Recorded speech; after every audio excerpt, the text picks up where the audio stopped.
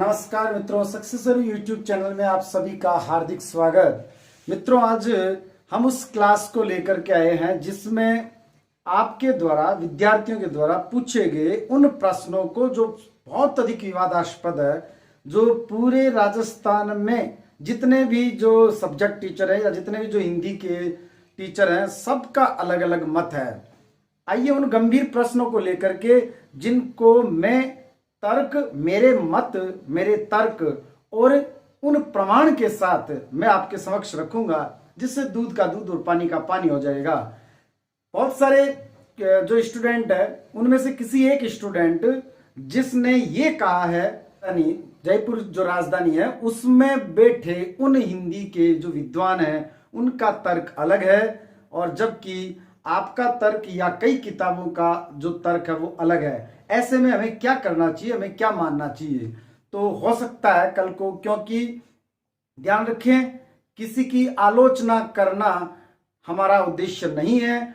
मेरा उद्देश्य सिर्फ और सिर्फ कंपटीशन में कौन सी चीज मान्य होगी उस पर फोकस रहता है। तुलसीदास जी बनना अलग चीज है, शिक्षक बनना अलग बात है, या किसी भी कंपटीशन में पास होना अलग चीज है। आप इन दोनों में से क्या चाहते हैं? निश्चित रूप से आप कंपटीशन में पास होना चाहते हैं, तो मैं बात करूंगा आरपीएससी क्या मानती आई है उस प्रमाण के साथ, और हिंदी की सबसे विश्वसनीय पुस्तक जो कामता प्रसाद गुरु मानी जाती है उसको लेकर के मैं उपस्थित हुआ हूं। प्रश्न नंबर 1, पहला प्रश्न है जो कविता पारिक द्वारा, कविता जी पारिक ने पहला प्रश्न पूछा है, और वो प्रश्न है कि शीतोष्ण शब्द में कौन सा समास है।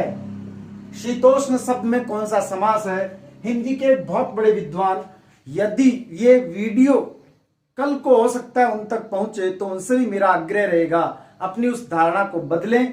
कारण क्या है? वो विद्वान इसको कर्मधारय समास मानते हैं। मैं सबसे पहले उनका मत प्रस्तुत करता हूं, जो बच्चों को बहुत रोचक लगता है और सही लगता है।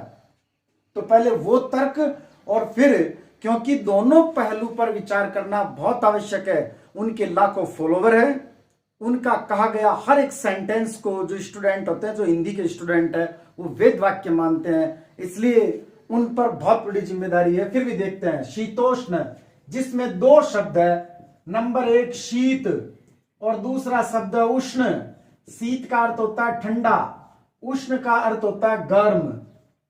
कैसा प्रश्न का उत्तर सदैव विशेषण होता है, कैसा ठंडा, कैसा गर्म, और ये दोनों ही शब्द विशेषण हैं। इसलिए उनका मत है कि ये कर्मधारय समास होना चाहिए। आइए इसके दूसरे पहलू पर बात करते हैं। एक शब्द है 25, इसके लिए वो तर्क क्या देते हैं? इसके लिए वो उदाहरण दे रहे हैं कि शीतोष्ण जल से स्नान करें, या शीतोष्ण जल से स्नान करना चाहिए। जल की विशेषता बता रहा है शीतोष्ण, इसलिए कर्मधारय समास। कौन सी बहुत बड़ी टेक्निकल तकनीकी मिस्टेक कर रहे हैं उस पर अभी चर्चा करेंगे अपन। 25 जिसके अंदर दो शब्द है, नंबर 1 5 और नंबर 2 20, ये दो शब्द हैं 5 20। 5 शब्द एक विशेषण शब्द है। कैसा और कितना प्रश्न का उत्तर विशेषण होता है, कितना प्रश्न का उत्तर भी विशेषण होता है। मेरे पास 5 किताबें हैं, इसका मतलब 5 जो शब्द है वो विशेषण है। 20 ये भी विशेषण है। तो अब यदि मैं ये कहूं कि 25 किताबें, तो फिर क्या ये 25 शब्द भी कर्मधारय हो जाएगा?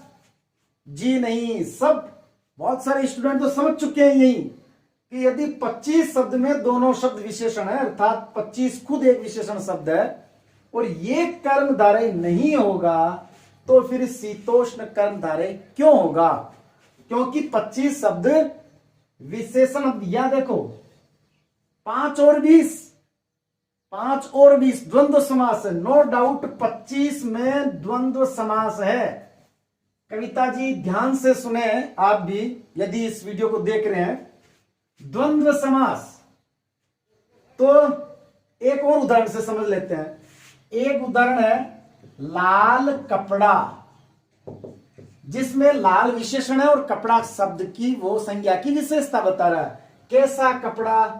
लाल, इसलिए ये विशेषण है, ये विशेष्य है।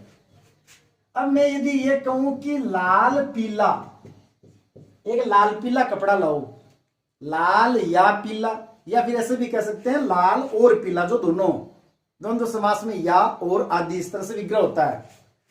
ऐसा कपड़ा जो लाल हो, क्या इसका विग्रह ऐसा कर देंगे कि ऐसा पीला जो लाल हो?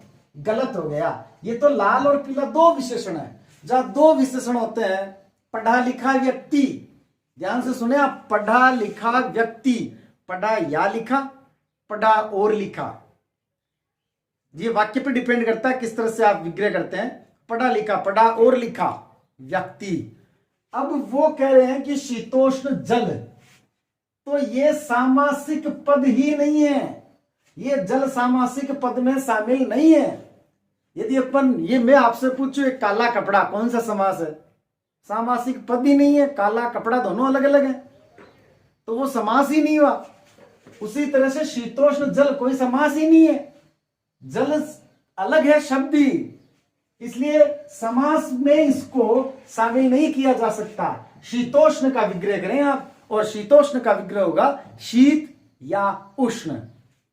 5 और 20, लाल या पीला, पढ़ा और लिखा, इसलिए शीतोष्ण शब्द में कर्मधारय समास नहीं होगा। आइए अब हम एनसीईआरटी की उस किताब में देखते हैं। मैं आपके सामने वो एनसीईआरटी की बुक दिखाना चाहूंगा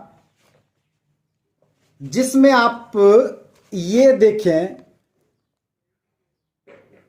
यहां शीतोष्ण, शीत या उष्ण, यसाप यस, यस या यश, शीतातप, शीत या आतप, और ये द्वंद्व समास में, ये एनसीईआरटी की बुक है।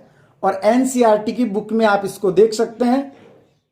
एनसीईआरटी की बुक में जब ये लिखा हुआ है, तो एनसीईआरटी की बुक, निर्णय आपके हाथ में है। यदि शीतोष्ण कर्मधारय समास है तो फिर 25, फिर पढ़ा लिखा, लाल पीला, ये सब कर्मधारय में चले जाएंगे, फिर सारे समास की परिभाषाएं बदल जाएगी।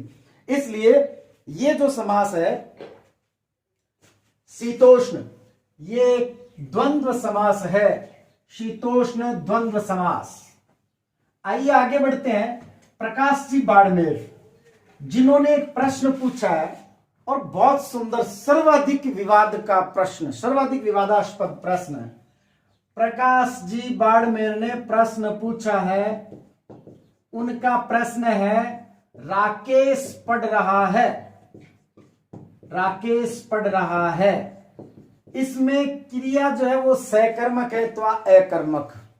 मैंने एक पोस्ट भी डाली थी इसी ग्रुप पर, और जिसमें से बहुत सारे लोगों ने सकर्मक, बहुत सारे लोगों ने अकर्मक। आइए उनके उत्तर को देखते हैं। प्रकाश जी बाड़मेर ये कह रहे हैं कि जयपुर में जो विद्वान है वो इसको अकर्मक क्रिया मान रहे हैं, यहां तक कि सिक्कर के एक विद्वान भी इसको अकर्मक क्रिया मान रहे हैं। मैं आभार चाहूंगा डॉक्टर विवेक शंकर जो लेक्चरर है कोटा, उन्होंने मेरे मत का समर्थन किया। मैं इसे सकर्मक मानता हूं। क्यों मानता हूं? इसके लिए मैं 2 तरह के प्रमाण, नंबर 1 आरपीएससी में पूछे गए एक प्रश्न पत्र में, और एक जो हिंदी की सबसे विश्वसनीय पुस्तक कामता प्रसाद गुरु, दोनों ही जो बातें अभी मैं आपके समक्ष दिखाऊंगा कि ये क्रिया सकर्मक क्यों है, अकर्मक क्यों नहीं। उन लोगों का मत सुने पहले।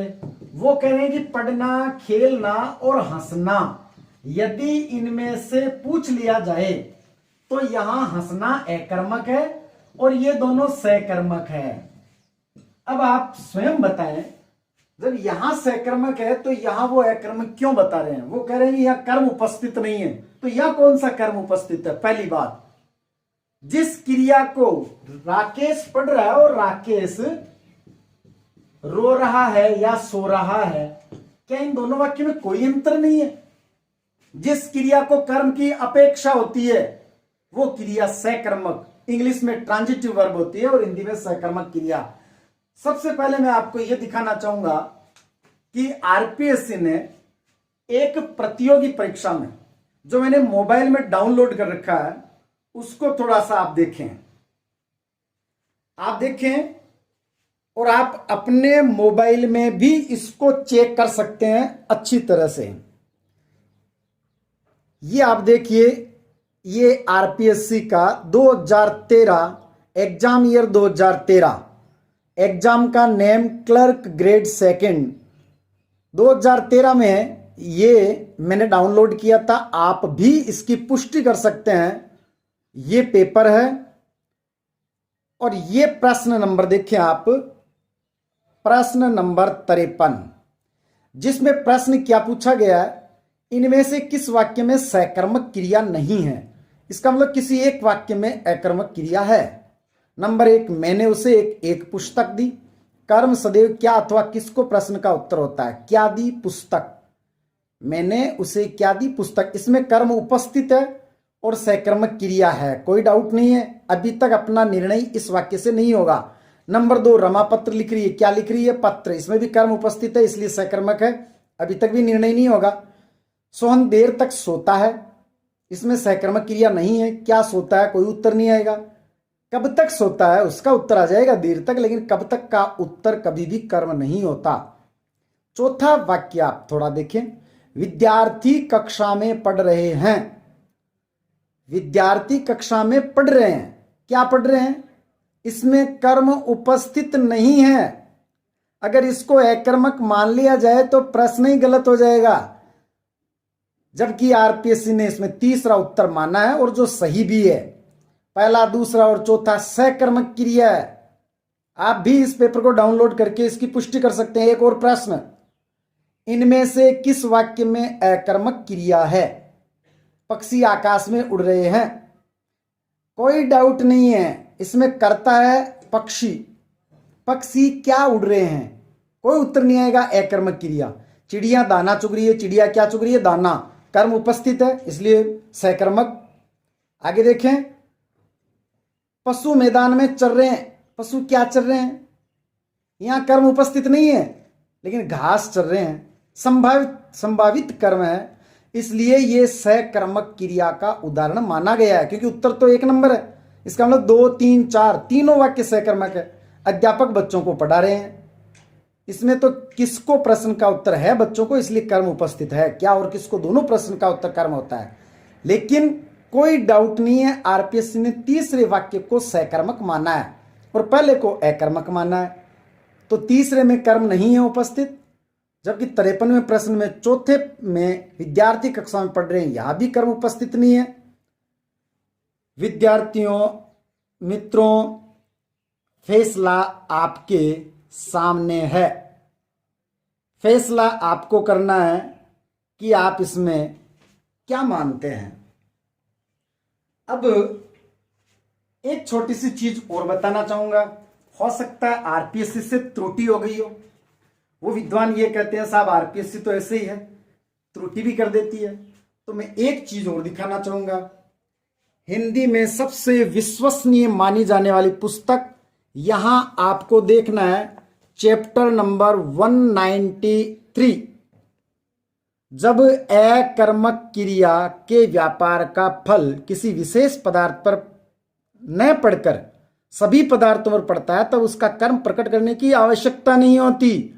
जैसे ईश्वर की कृपा से बहरा सुनता है और गूंगा बोलता है। बहरा सुनता है और गूंगा बोलता है, ये सकर्मक क्रिया 193।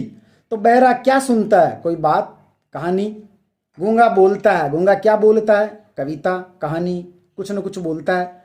यहां कर्म उपस्थित नहीं है, फिर भी ये सकर्मक क्रिया है। ये कामता प्रसाद गुरु हिंदी व्याकरण की पुस्तक है, जो हिंदी में सबसे अधिक विश्वसनीय मानी जाती है।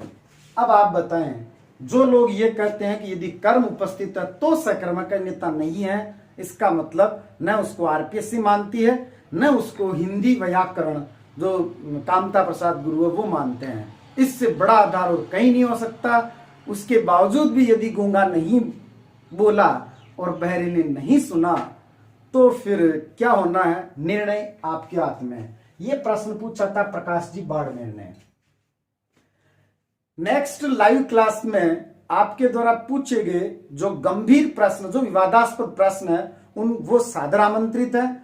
मैं उन तर्क और प्रमाण के साथ उपस्थित होऊंगा। यदि मेरे पास तर्क या प्रमाण नहीं होंगे तो मैं उनका उत्तर जो विवादास्पद है उनका केवल ये कह करके बता दूंगा कि मेरे अनुसार ये है। लेकिन याद रखें, आपका कोई ऐसा प्रश्न नहीं होगा जिसके लिए मैं तर्क या प्रमाण जुटाने में असमर्थ होऊंगा, क्योंकि जहां चाह वहां राह है।